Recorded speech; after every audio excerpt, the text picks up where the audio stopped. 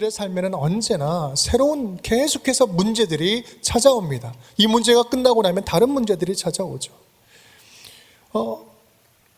우리는 이 문제들 앞에서 언제나 두 가지 선택 앞에 서 있습니다. 하나는 끝까지 맞설 것인가, 아니면 이기기를 포기해 버릴 것인가. 이 두 가지 선택 앞에 놓여 있는 것이죠. 지금의 코로나가 언제 끝날지 모르겠습니다. 조금 전에 말씀드린 바와 같이 우리 4단계가 2주간 다시 연장이 되었어요. 여러분 어떻습니까? 이 비대면 상황에서 신앙생활, 이 믿음 생활을 지킨다는 것이 여러분 쉽습니까? 저도 목사로서 뭘 하려고 해도 손발이 다 잘린 느낌이에요. 그런데 여러분, 그렇다고 해서 우리가 언제까지 이렇게 주저앉아 있어야만 하겠습니까? 우리는 다시 분명하게 기억해야 됩니다. 분명하게 기억해야 할 사실이 있는데요. 그것은 뭐냐면 바로 하나님의 나라는 창조 이래로 한순간도 멈추지 않고 성장해 왔다라는 사실이에요. 어떤 상황과 어떤 시련이 온다 할지라도 하나님이 세워가시는 하나님의 나라는 한순간도 멈추지 않고 성장해 왔습니다. 지금도 마찬가지입니다. 코로나가 아무리 창궐하고 우리 손발에 모든 것이 다 잘린 것 같이 묶어 있어도 하나님 나라는 스스로 자라나는 씨앗처럼, 큰 나무로 자라나는 씨앗처럼 보란듯이 지금도 성장해 가고 있습니다. 눈에 보이지는 않지만 분명하게 실제하는 하나님 나라의 이 부흥의 역사 위에 함께 서 있는 저와 여러분이 될 수 있기를 간절히 소원합니다. 이런 의미를 담아서 오늘부터요, 하나님 나라 부흥의 원석이라고 볼 수 있는 초대교회들을 살펴보려 합니다. 초대교회는요, 여러분 아시다시피 당시는 지금과는 비교할 수 없는 거센 환난과 핍박 가운데 있었습니다. 극심한 두려움과 영적인 전쟁 속에서도 초대교회 성도들은요, 목숨을 걸고 믿음의 씨앗을 심어냈습니다. 초대교회 성도들은 오히려 가는 곳곳마다 교회를 세웠어요.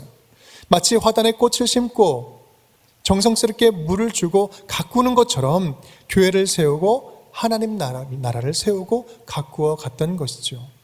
나는 심었고 아볼로는 물을 주었을 때 오직 하나님께서 자라나게 하셨나니, 오직 자라게 하시는 이는 누구뿐이니라?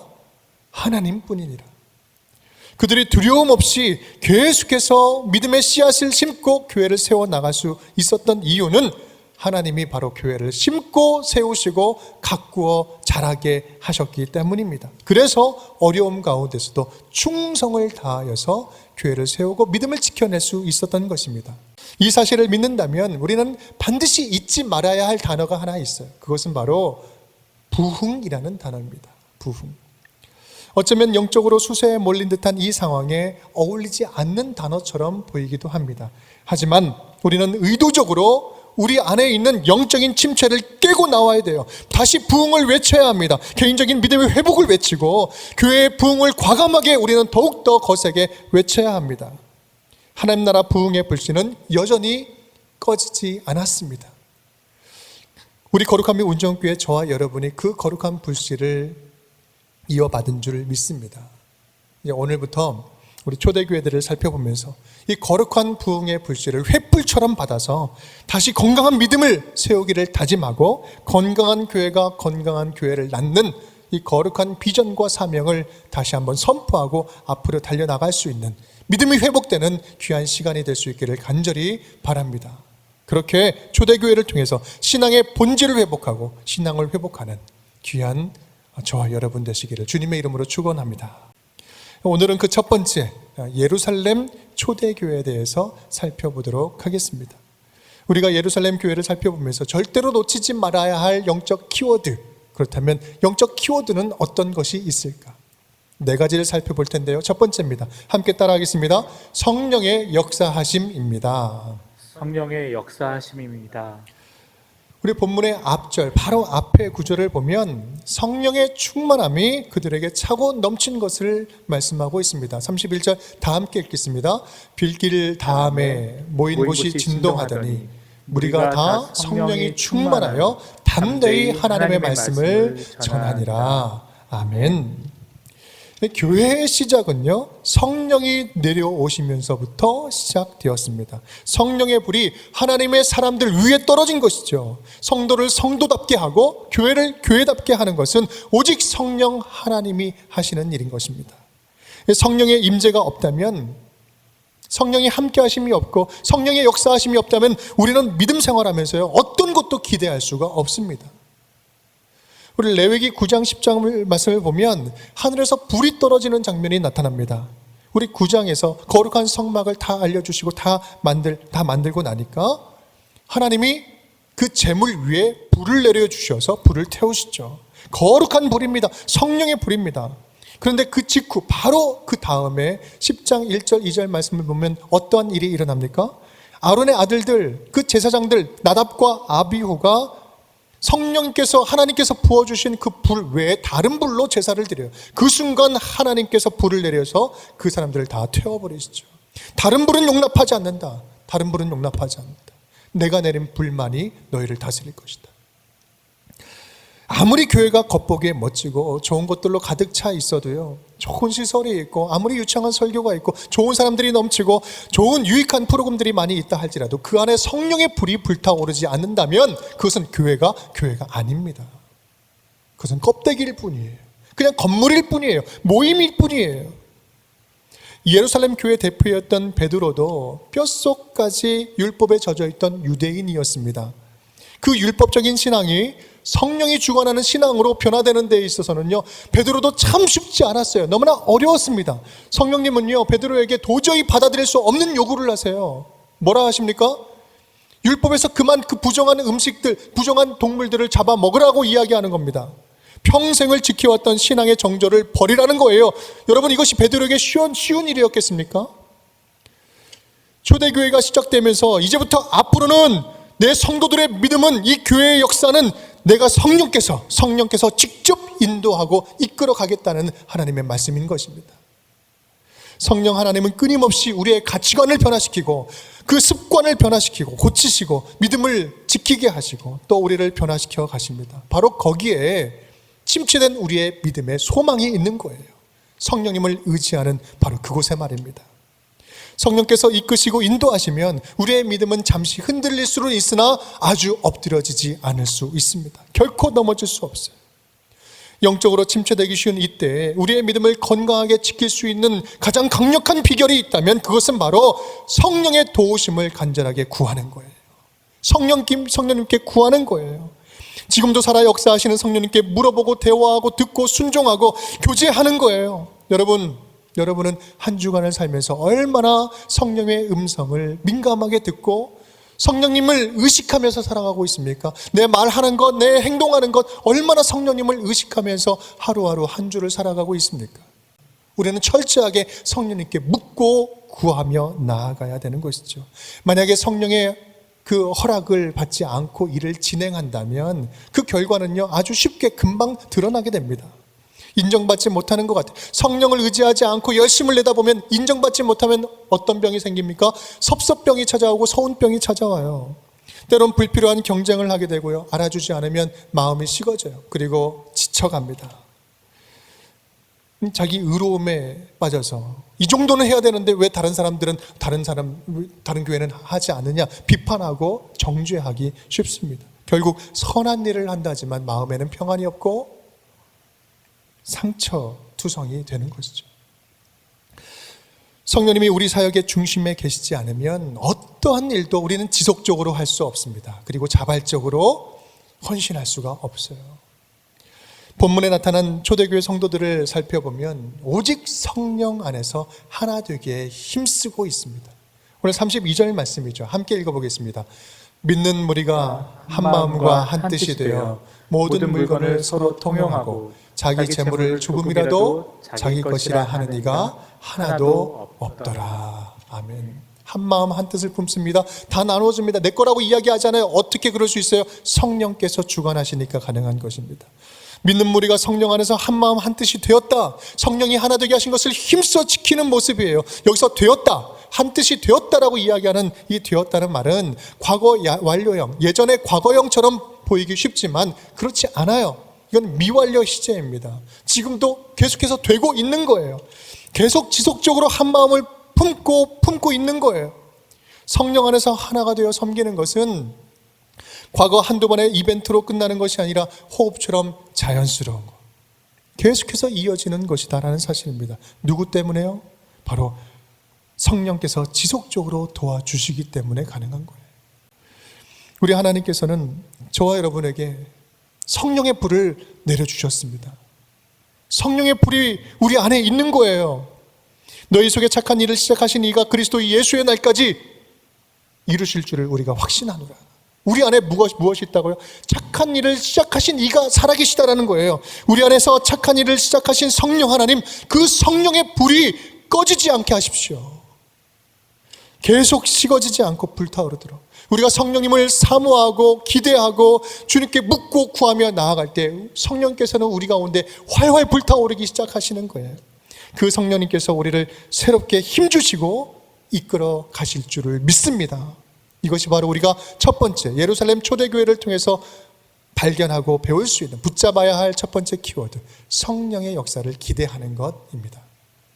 두 번째 키워드는요, 함께 따라하겠습니다. 부활의 메시지입니다. 부활의 메시지입니다. 초대교회 사도들이 전한 메시지의 핵심은요, 단 한마디로 말하면 부활입니다. 사도들이 큰 권능으로 주 예수의 부활을 증언하니 우리가 큰 은혜를 받아. 예수님의 부활을 경험한 제자들은요, 예수님의 부활을 목격한 이후로부터 완전히 새로운 새 사람이 됩니다. 제자들은 새 사람이 된 거예요. 친밀함으로 따져보면 예수님과 함께 지내던 시절, 함께 먹고 마시던 그 3년의 시절이 훨씬 더 친근하지 않았겠습니까? 하지만 그들이 진정한 제자가 될 수 있었던 것은 예수님께서 부활하신 이후로부터 시작된 거예요. 진짜 복음은, 진짜 예수 그리스도의 복음은 부활의 복음이기 때문에 그렇습니다. 우리가 우리의 힘으로 감당할 수 없는 이 죄와 죽음, 두려움과 절망, 또 정죄함으로 죽고 죽였던 심령을 다시 살게 하는 이 부활의 복음이야말로 진정한 능력의 복음인 것입니다. 사랑하는 여러분, 부활의 복음, 부활하는 복음이 진짜 진리임을 믿으십니까? 여러분 진짜 믿으십니까? 여러분에게 닥친 그 어떤 상황도 다시 회복시킬 수 있다라는 그 부활의 복음을 여러분 믿으십니까? 그렇다면 지금의 절망스러운 힘든 상황들에서 빠져나오십시오. 과감하게 딛고 일어서십시오. 사단 마귀는 끊임없이 우리의 마음을 식어지게 해요. 찬물을 끼얹습니다. 하나님을 향한 믿음도 식어지게 하고요, 서로를 향한 신뢰도 식어지게 합니다. 교회를 향한 기대감도, 열정도 다 사라지게 만들어버려요.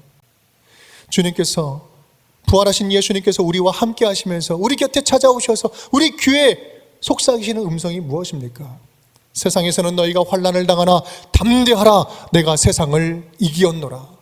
세상에서 환난을 당하지 않을 것이라고 이야기하지 않잖아요. 너희가 세상에서 환난을 당하지만 담대해라, 내가 세상을 이미 이기었노라. 이미 끝장냈노라. 이미 나는 십자가에서 죽고 부활함으로 말미암아 그 부활의 모든 능력으로 너희가 당하는 그런 고통과 그 환난 속에서 내가 구원의 그 길을 내가 너희에게 열어주었노라. 이미 주셨다는 거예요. 그는 넘어지나 아주 엎드러지지 아니하면 여호와께서 그의 손으로 붙드심이로다. 넘어질 수 있습니다. 하지만 우리 옆에는 누가 나를 붙잡고 있어요? 예수님께서 우리를 붙잡고 계시는 거예요. 지칠 수 있습니다. 잠시 넘어질 수 있어요. 하지만 아주 엎드러지지 않을 수 있는 부활의 복음이 저와 여러분에게 함께하고 있습니다. 우리 예수님께서 다시 사셔서 우리를 붙잡고 계시다는 거예요. 초대교회 성도들이 그 어려운 상황 속에서도 부활의 복음으로 넘어졌다 다시 일어나고, 넘어졌다 다시 일어나고, 계속해서 끊임없이 일어날 수 있었던 그 오뚜기처럼 계속 일어섰던 것처럼 날마다 역선지켜 주시는 이 부활의 복음으로 무장해서 지금 우리 가운데 찾아오는 영적 침체를 극복하고 이겨낼 수 있기를 간절히 축복합니다. 우리 세 번째입니다. 우리 예루살렘 초대교회를 통해서 볼 수 있는 세 번째 영적 키워드, 함께 따라하겠습니다. 나눔입니다. 나눔입니다. 우리 34절 35절 말씀 함께 읽겠습니다. 그 중에 가난한 사람이 없으니 이는 밭과 집 있는 자는 팔아 그 판 것의 값을 가져다가 사도들의 발 앞에 두매 그들이 각 사람의 필요를 따라 나누어 줍니다. 아멘. 이 성령에 충만하고 또 부활의 복음으로 가득했던 초대교회 성도들의 삶은요, 한마디로 말하면 천국의 삶 그 자체였어요. 천국을 살아가는 것이었어요. 이런 초대교회 모습을 우리 한규삼 목사님이란 분은 이렇게 멋지게 표현을 합니다. 함께 읽어볼까요? 살짝 커튼을 열고 보여주신 천국의 모습. 천국의 모습인데요, 살짝 커튼을 열고 천국을 미리 보게 하신 거예요. 이게 무슨 말입니까? 이 나누는 삶, 이것은 바로 천국의 삶을 보여주고 있다는 것이죠. 사실 우리가 죄로 인해서 하나님과 단절된 인간은 자기 욕심을 위해서 살아가는 존재입니다.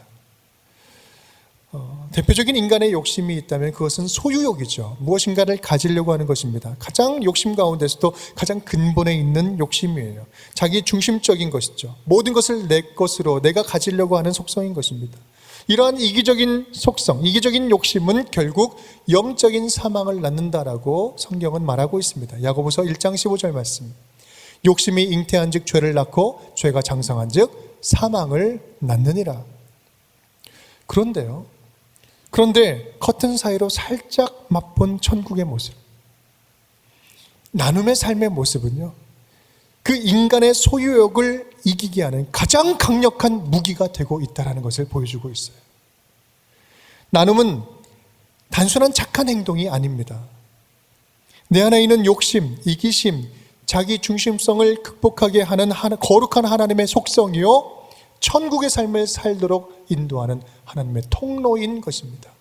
나의 모든 것, 자기의 모든 소유를 하나님 것으로 인정하는 하나님의 자녀들이 모여서 가족과 같이 함께 모여 서로 주고받으며 필요를 채워주며 살아가는 것, 작은 하나님의 나라를 이루는 것이 바로 이 교회인 것입니다. 그래서 교회가 자연스럽게 성장할 수 있고 자연스럽게 나눠질 수도 있고 분립될 수도 있고 사도들을 자연스럽게 파송할 수도 있고 사신 없이 나눌 수 있는 거예요. 아낌없이 줄 수 있는 거예요. 분립도 할 수 있고 개척도 할 수 있고 연합도 할 수 있고 모든 것을 마음껏 얼마든지 할 수 있는 거예요. 왜 그렇습니까? 바로 교회는 하나님 나라의 모형이기 때문에 그래요. 천국을 살아가는 모형이기 때문에 그렇습니다. 하나님 나라요, 하나님 한 가족 공동체이기 때문에 그래요. 하나님 안에서 나눔이 일상이 되는 곳, 그것이 바로 교회이기 때문에 그렇습니다. 여러분, 우리가 싸울 경쟁 상대는 다른 교회가 아니잖아요. 우리로 하여금 나누지 못하게 하는 이기적인 욕심이 우리의 경쟁 상대입니다. 우리가 밀어내고 싸워야 할 대상이에요. 우리는 우리 안에 있는 은밀한 소유욕과 싸워야 됩니다. 어떻게든 내 사람을 만들려고 하고 내 교회를 만들려고 하고 내 공동체를 만들려고 하고 타인과 타인의 소유를 내 것으로 만들려고 하는 이 욕심과 싸워야 돼요. 그럴 때 우리는 진정으로 천국을 맛보며 살아갈 수 있는 것입니다. 사랑하는 성도 여러분, 우리 하나님은 오늘도 우리에게 초대교회처럼 가진 것을 나누는 성도가 되라, 나누는 주의 자녀들이 되라, 주님이 주신 것들을 나누는 교회가 되라 라고 말씀하고 계십니다. 그만큼 우리 교회에 저와 여러분에게 나눌 기회를 많이 주셨잖아요. 또 주고 계시잖아요. 마음껏 나누는 거예요. 그 나눔의 기회가 저와 여러분을 영적으로 생기 있게 하는 축복의 기회인 줄 믿습니다. 우리 운정교회가 거룩한 나눔을 통하여서 초대교회가 경험한 천국을 함께 경험하는 아름다운 교회가 될 수 있기를 주님의 이름으로 축원드립니다. 우리 예루살렘 교회, 우리가 마지막 붙잡아야 할 네 번째 키워드 함께 읽겠습니다. 헌신된 일꾼입니다. 헌신된 일꾼입니다. 성령의 인도함 속에서 복음으로 충만했던 초대교회에서 빼놓을 수 없는 키워드가 있다면 헌신된 일꾼들입니다. 많은 사람들이 자기의 소유를 팔아서 나눠주었죠. 우리 35절 말씀입니다. 함께 읽겠습니다. 사도들의 발 앞에 두매 그들이 각 사람의 필요를 따라 나누어 줍니다. 여기서 발 앞에 두었다라는 표현은요, 사도들 그리고 교회를 믿고 신뢰하고 자기의 재산을 주었다라는 것, 드렸다라는 것, 철저한 봉헌을 의미하고 있습니다. 교회를 교회답게 세워갔던 성도들은 자발적이고 열정적으로 남을 돕는 일에 열심을 품었던 헌신했던 자들이에요. 그 중에 가장 눈에 띈 사람이 있었으니 누구였다? 바나바였다라고 뒤에 36절, 37절에서 소개하고 있죠. 그가 밭이 있음에 팔아서 그 값을 가지고 사도들의 발 앞에 두니라. 바나바는 누구보다도 헌신된 일꾼이라고 성경은 묘사하고 설명하고 있습니다. 무엇을 보면 우리는 알 수 있을까요? 그가 자기 밭을 팔아서 사도들에게 줬다라고 말하는데요. 그 바나바의 밭이 어디에 있었을까요? 바나바의 고향은 구브로예요. 구브로 많이 들어보셨죠? 섬입니다. 예루살렘에서 한참 떨어져 있는 섬이에요. 지금처럼 원거리에서 얼마든지 행정적으로 사고팔고를 할 수 있는 시대가 아니었잖아요. 사고팔고 뭔가를 하려면 적극적인 행동이 필요했었을 것입니다. 모른 채에도 그냥 누가 뭐라고 하지도 않고 잘 몰랐을 거예요. 또한 그 바나바는요, 레위족 사람이라고 표현하고 있습니다. 이 레위인 재산이 그 성경적으로 보장되고 있잖아요. 레위는 벌써 봉헌된 사람들이기에 그러한 성경적인 근거, 문화적인 현실을 감안한다면 굳이 팔아도 되지 않을 그 땅을 팔고 있는 겁니다. 굳이 팔아도 되지 않을 그 땅을 자발적으로 팔고 있죠. 나누는 일에 적극적이고 자발적으로 헌신했다는 사실을 보여주고 있습니다. 그렇습니다. 성경에서 말하는 헌신은요, 철저하게 자발적인 헌신입니다. 52일 만에 기적과 같이 성벽을 재건했던 느헤미야 공동체를 한번 보십시오. 11장 우리 2절 말씀. 예루살렘에 거주하기를 자원하는 모든 자를 위하여 백성들이 복을 빌었느니라. 여러분, 지금 이 느헤미야 공동체, 기적과 같은 52일 만에 성벽을 재건한 이 공동체는 어떤 공동체예요? 자기가 손해볼 것, 위험을 감수하고 자원하여 자발적으로 헌신하는 자들로 인해서 거룩한 하나님의 역사가 진척되고 있었던 것입니다. 여러분, 고린도후서 9장 7절 말씀 함께 읽겠습니다. 각각 그 마음에 정한 대로 할 것이요 인색함으로나 억지로 하지 말지니 하나님은 즐겨내는 자를 사랑하시느니라. 하나님의 나라, 하나님의 역사, 하나님의 일을 함에 있어서 하나님께서는요, 즐겨내는 자, 자원하여서 섬기는, 헌신하는 자들의 그 기쁨, 그 헌신을 기쁘게 받으시고 그 사람들을 통해서 이루신다는 거예요. 억지로 시키니까 마지못해서 하는 그런 헌신이 아니라 기쁨 가운데 자원하여 하는 헌신을 통해서 당신의 나라를 세워 나가셨습니다. 교회를 그렇게 세워왔고, 교회를 그런 사람들에게 맡겨주셨고, 앞으로도 그러한 헌신된 자들을 통해서 교회를 세워 가실 것입니다. 그 하나님, 주님께서 당신의 교회를 세워가는 그 역사에 저와 여러분을 초대하고 계시는 거예요. 하나님, 그런 헌신된 일꾼들을 찾으시고 기다리시고 지금도 세워가고 계십니다. 부르고 계셔요. 저와 여러분이 초대교회 그들처럼 그 헌신된 자리에 있기를 간절히 원하시면서 말입니다. 사랑하는 성도 여러분, 혹시 여러분 여러모로 지쳐 있습니까? 힘이 빠져 계십니까?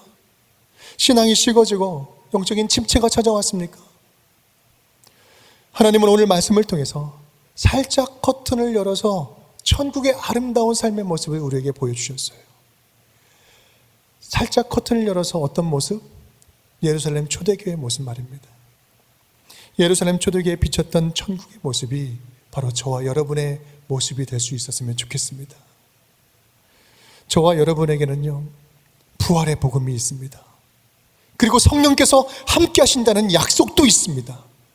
그리고 함께 사랑으로 섬기고 함께 헌신할 믿음의 공동체가 지금 우리 가운데 있지 않습니까? 천국은 이미 우리에게 열려져 있고요, 천국을 살 모든 조건은 이미 갖추어져 있습니다. 여러분, 예루살렘 초대교회 성도들처럼 천국을 경험하는, 천국을 하루하루 살아내는, 믿음 가운데 다시 한번 하나님의 놀라운 충만한 은혜를 누리며 살아가는 저와 여러분이 될 수 있기를 간절히 바랍니다. 우리 교회가 초대교회처럼 믿음으로 당당하게 행진해 나가는 교회가 될 수 있었으면 좋겠습니다. 그렇게 건강하게 믿음을 회복하고 침체되어 있는 이 믿음들을 다시 한번 온전히 회복시키고 교회를 아름답게 세워나가는 우리 운정교회 모든 성도님들 될 수 있기를 주님의 이름으로 축원드립니다.